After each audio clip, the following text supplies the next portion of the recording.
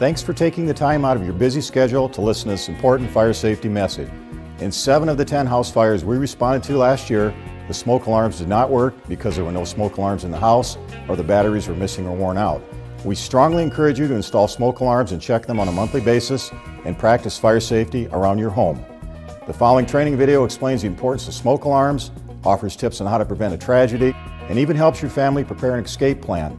Thanks for the opportunity to share with your family the importance of fire safety.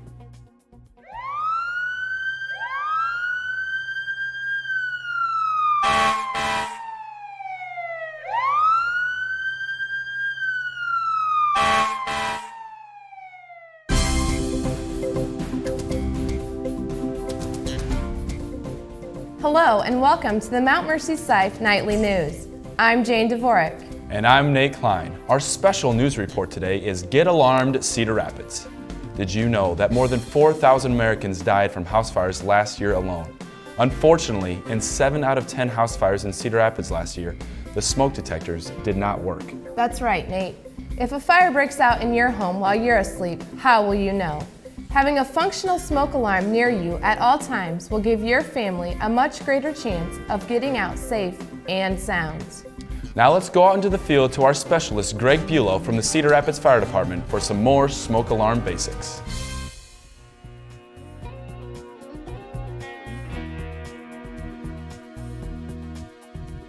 Smoke alarms should be placed on every level of your home, including the basement. Also, for maximum protection, the fire department recommends that you install smoke alarms both inside and outside of all sleeping areas. Now, smoke alarms can be placed on either the ceiling or on the wall.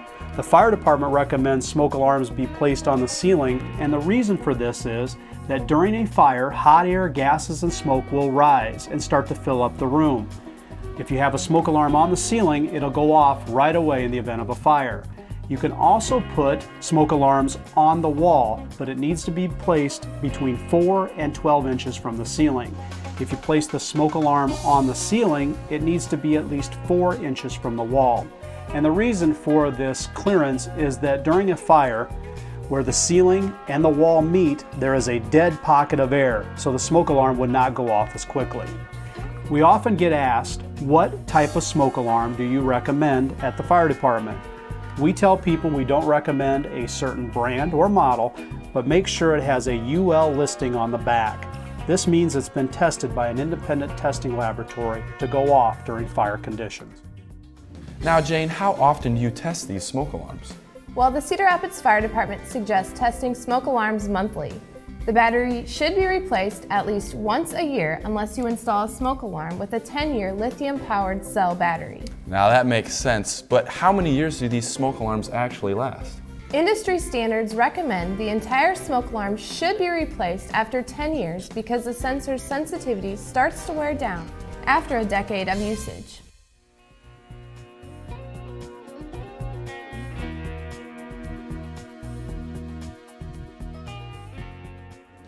Jane, how about we take a look at some of these cooking safety tips that can help your family out? 3 out of every 10 house fires start in the kitchen, more than any other place in the home, making it a hot spot for fires. Now, it doesn't matter if you're Betty Crocker or Jim Blacktoast, a kitchen fire can be a disaster if you don't know what to do. But more importantly, it's better to stop the fire before it even starts. Check out these cooking safety tips that can help save those Christmas cookies and your family's home. Now let's send it over to Jared and Greg in the kitchen. Thanks, Nate. We're here in the kitchen to give you some important safety tips. Make sure all your appliances have been properly installed and maintained. Keep the cooking area clean. This means such items as towels, papers, loose clothing, or even curtains should be at least 3 feet away from the stovetop. Turn off all cooking appliances before you leave the kitchen. It doesn't hurt to double check to make sure you have it off. Never is there a time where you should leave food cooking on the stovetop. It only takes a few seconds for a fire to start and burn out of control. Always keep a pot holder or oven mitt along with the lid handy for a pan. That way, if you have a fire in the pan, you can put on the oven mitt, carefully slide the lid over the pan to contain the fire. Be sure to turn off the power and not remove the lid until it is completely cool. Never pour water on a grease fire or discharge a fire extinguisher into a pan fire, as this will only make the fire worse. If a fire starts in the oven while baking, keep the door shut, turn off the oven, and call the fire department. If there's a microwave fire, keep the door closed, unplug the microwave, and again, call the fire department.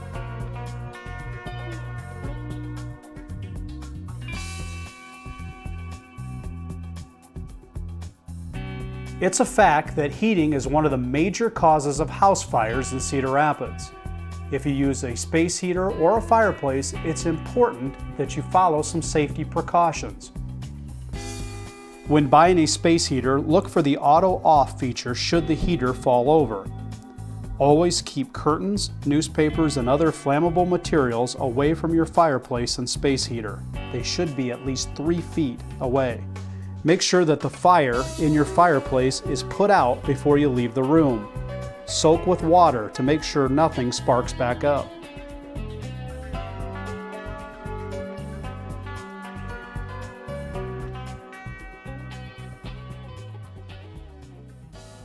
Now, whether it's a lighter, a match, or even a cigarette, all of these smoking materials in the arm's length of children can be a terrible weapon to start a fire.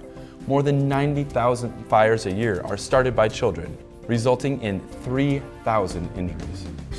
Cigarettes are made to stay lit, so it's up to you to put the fire out before it turns into a catastrophe. In 2003 alone, there were close to 27,000 fires in the United States, started because of smoking materials, leading to an estimated 760 preventable deaths. The #1 cause of preventable home fires is smoking. Taking care of these little things can save not only your home, but your family as well. Greg will tell us more about protecting your family's safety. Greg?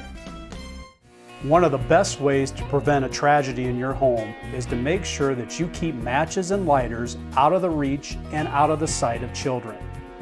If you smoke, the fire department recommends that you smoke outside.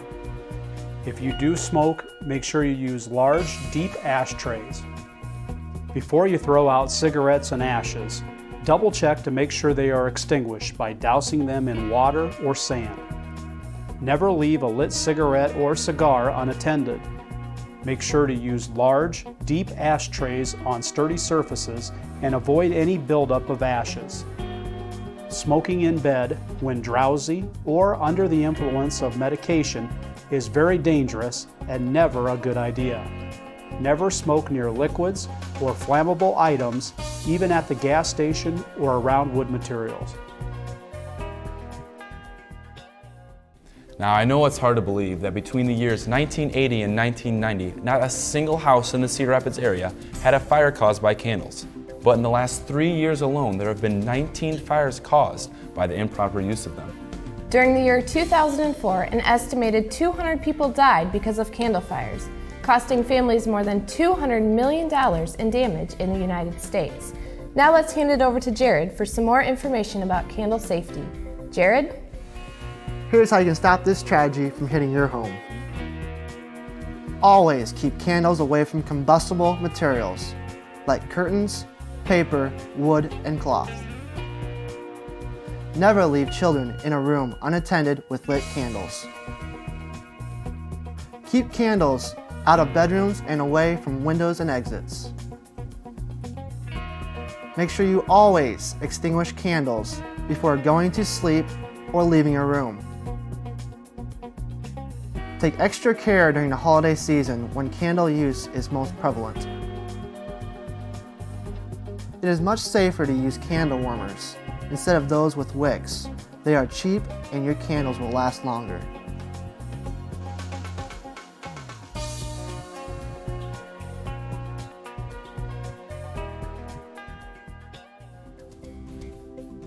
Now imagine, Jane, that a fire starts in your home while your family is fast asleep.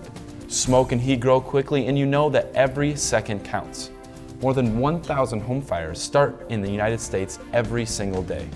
Unfortunately, most families are not prepared to escape disaster, and more than 4,000 people are killed by these preventable incidents.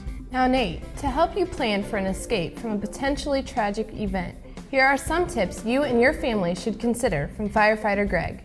Greg? We all have busy lives. Whether you're playing soccer, the piano, or singing in a recital, you have to practice in order to do well. Well, when it comes to fire safety, we need to have you practice what to do if your house was on fire. And that means you need to make a fire escape plan. It's really pretty simple. The first thing you need to do is make sure you have 2 ways out of every room in your house. For example, in your bedroom, you want to make sure you know how to get out the door and out the window. Make sure you know how to open the window. Why do you need 2 ways out of every room in your house? Let's say, for example, you're in your bedroom and the smoke alarm's going off in the hallway. You feel the door with the back of your hand and the door is hot to the touch. You don't want to go out that door and you don't want to open it because there's fire and smoke behind there. Instead, you need to go out your second exit, like a window. If you live on the 2nd floor of your home, it may be necessary for you to get a fire escape ladder to safely escape from your window. You and a parent should put a fire escape ladder on the windowsill and see if you can safely get down. Also, as part of your fire escape plan, you want to make sure that you remember to crawl low if there's any smoke. You'll need to be on your hands and knees as you exit your home. Once you get outside, you and your family should go to a meeting place. A meeting place can be a tree, a mailbox, or the neighbor's driveway, someplace a safe distance away from your home. Then you or a parent needs to go to a neighbor's house or use a cellular phone and call 911. Remember, practice is going to make perfect. Thanks, Greg and Jared, for all your help in this critical report. For all of us here at the Mount Mercy Sife Nightly News Team, thank you, families, for taking the time to get alarmed, Cedar Rapids. I'm Nate Klein. And I'm Jane Dvorak. Stay safe.